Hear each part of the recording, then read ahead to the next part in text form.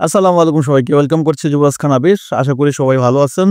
বর্তমান Real Madrid supporter যারা তারা ভালো নাই, তবে ব্রাজিল সাপোর্টার যারা তারা ভালো আছে, কারণ তারা একটা গুড নিউজ পেতে যাচ্ছে। কার্লো আনচেলত্তি টু ব্রাজিল, এই ডিলটা খুব শিগগিরই ডান হয়ে যাবে। এখন ম্যাচে ফিরি আমরা। দেখেন, বার্সেলোনা এই সিজন জুড়ে একটা দুর্দান্ত ভাবে আসলে কামব্যাক করছে হানসি ফ্লিকের অধীনে, বাট কার্লো আনচেলত্তিকে যদি দেখেন তাহলে তার কাছে অ্যাভেলেবেল প্লেয়ার ছিল না, আর যারা ছিল তারা সবাই ইনজুরিতে পড়ে গেছে। এবং ইনজুরিতে থাকার পরও যেভাবে এই টুর্নামেন্ট জুড়ে এই সিজন জুড়ে ফাইট করছে, সেটা রিয়েলি কার্লো আনচেলত্তিকে একটা হ্যাটসঅফট দিতেই হয়। এখন এই ম্যাচটাতে যখন অ্যাওয়ে ছিল, আপনারা জানেন যে বার্সেলোনার আতিথ্য দিচ্ছে রিয়াল মাদ্রিদকে, তারা লাঞ্চ দেয় নাই, তারা একটা স্ন্যাক্স দিচ্ছে, এটা ভালো রিসিপশন দিচ্ছে রিয়াল মাদ্রিদকে। রিয়ালের টার্গেট ছিল বার্সেলোনাকে প্রথম থেকেই আসলে শেষ পর্যন্ত ডমিনেট করে তাদেরকে আসলে খেয়ে দিবে, এবং সেটাই কিন্তু হয়েছিল। শুরু থেকেই কিলিয়ান এমবাপ্পের জোড়া গোল এবং ভিনিসিয়াস জুনিয়রের অ্যাসিস্ট, কিলিয়ান এমবাপ্পের পেনাল্টি থেকে গোল। ওভারঅল মিলে ফার্স্ট হাফটা দুর্দান্ত শুরু করছে, ফার্স্ট হাফ না, প্রথম 20 মিনিট দুর্দান্ত শুরু করছে। বাট এরপরে একটা দমকা হাওয়াতে রাফিনার 2 গোল, লামিন ইয়ামালের গোল এবং ওইদিকে এরিক গার্সিয়ার গোলে ফার্স্ট হাফেই বার্সেলোনা 4-2 গোল আগায় যায়। ফার্স্ট হাফে যে ভুলগুলো রিয়াল মাদ্রিদ করছে, বিশেষ করে তাদের ডিফেন্স লাইন আপটা খুবই বাজে ছিল, খুবই বাজে। চারটা সেন্টার, মানে চারটা যারা ডিফেন্স ছিল, বিশেষ করে সবচেয়ে বাজে যদি বলি তাহলে এই জায়গাটায় হচ্ছে আপনার লুকাস ভাস্কেস।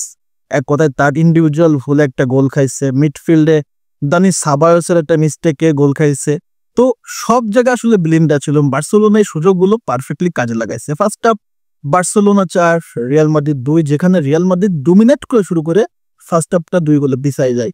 সেকেন্ড হাফ থেকে রিয়াল মাদ্রিদ তাদের আসল খেলাটা খেলতে থাকে, এবং সেকেন্ড হাফটা রিয়াল মাদ্রিদ ডোমিনেট না করলেও রিয়াল মাদ্রিদ কোনো গোল হজম করে নাই, বরং রিয়াল মাদ্রিদ একটা গোল শোধ করছে।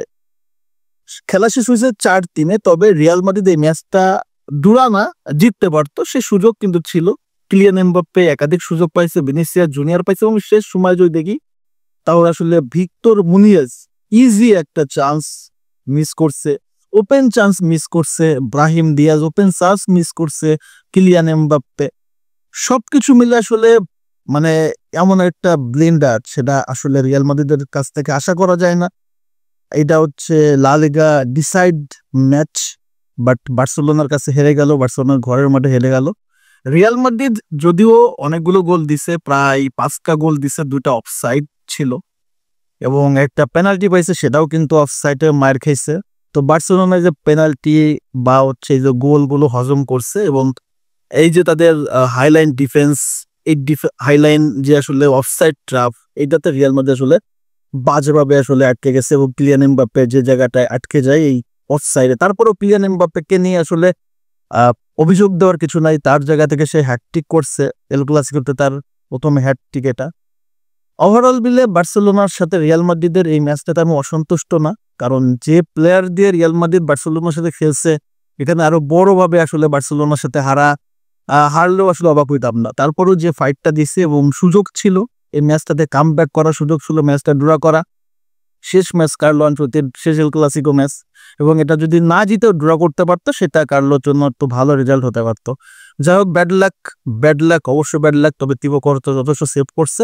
তবে রিয়াল মাদ্রিদের এই টিমটার অনেক প্লেয়ার পরিবর্তনের প্রয়োজন আছে। নেক্সট সিজনে অবশ্যই এই জায়গাটায় রিয়াল মাদ্রিদ ম্যানেজমেন্ট অবশ্যই তদারকি করবে।